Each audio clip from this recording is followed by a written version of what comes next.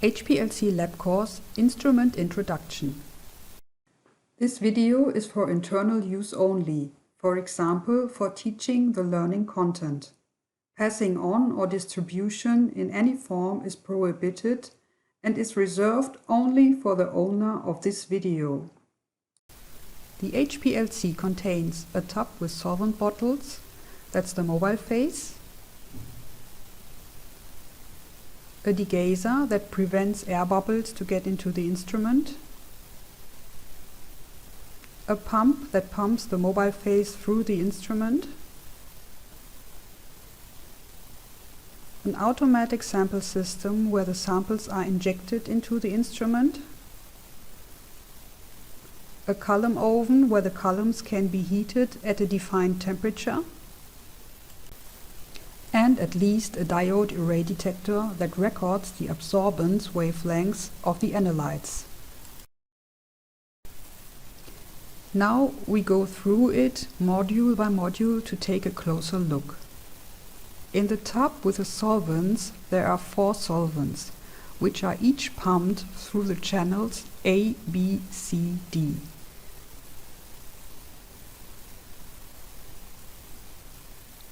Here channel A with water and channel C with methanol are used.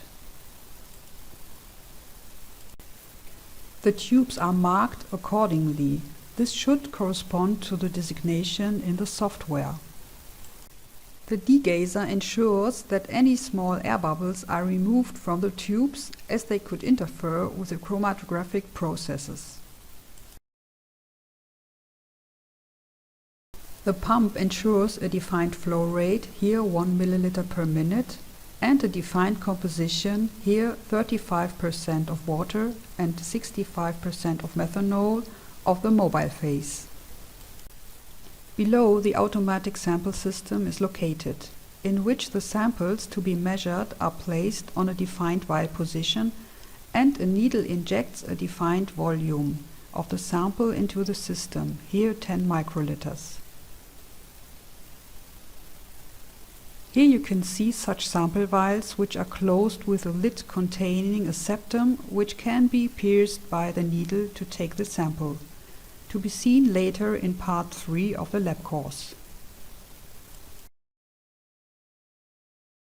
The column oven has 2 built-in columns, here RPC8 as column 1 and RPC18 as column 2. Each of which can be controlled via a so-called switching wave.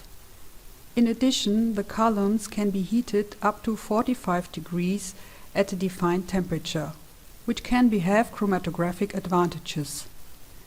In this method, the columns are heated up to 25 degrees. The chromatographic process in a column.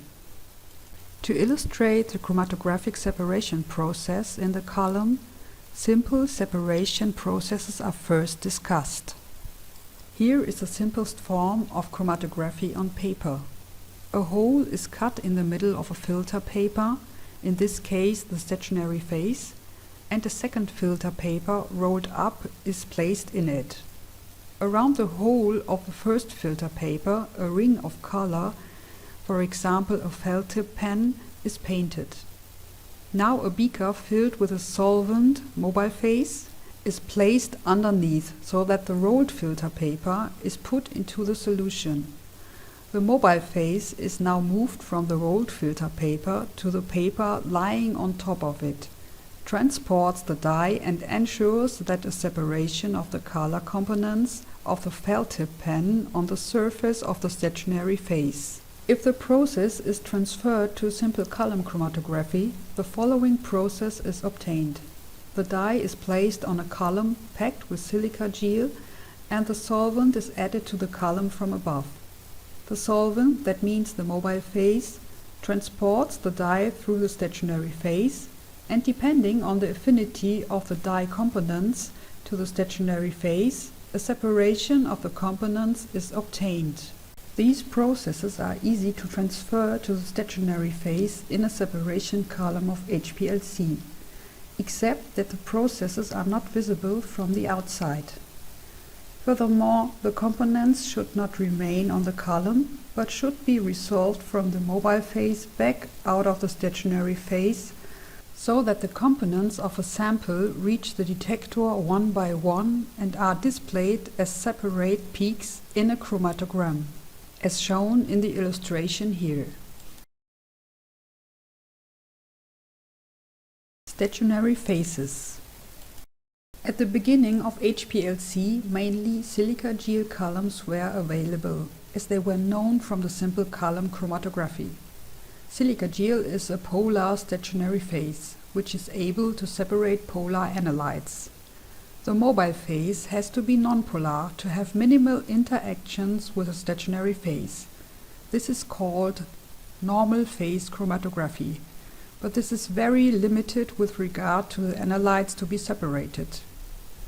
In order to extend the range of the analytes to be separated, the silica gel is modified with long alkyl chains, for example C8 or C18 groups, thus making the stationary phase nonpolar.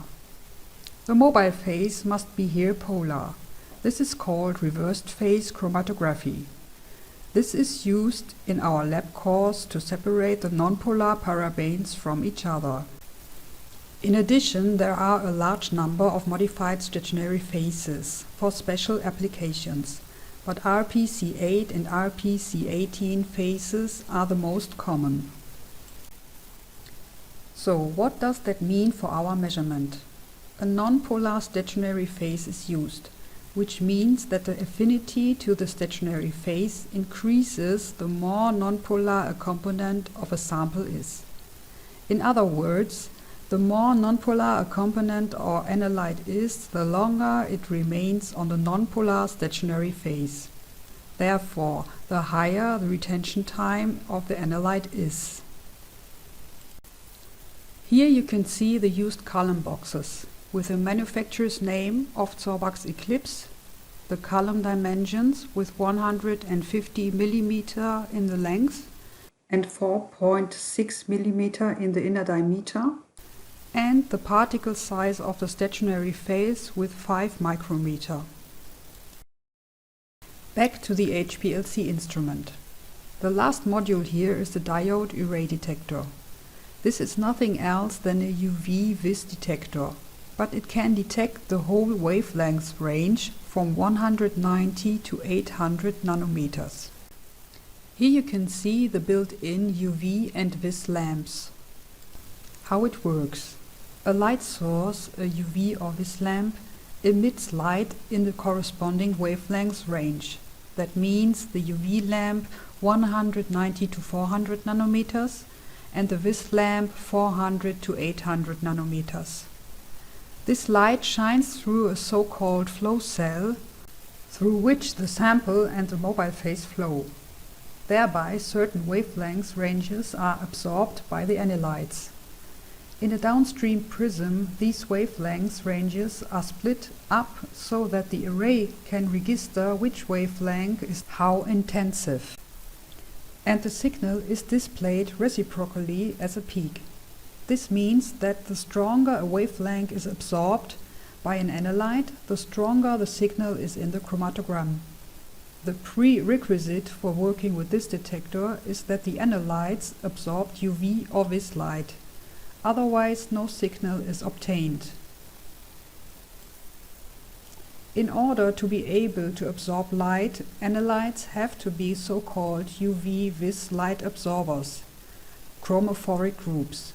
Chromophoric groups can be recognized by double bonds in the structure of the molecules. Since parabenes have chromophoric groups, they can be measured here. End of instrument introduction. Thank you for your attention.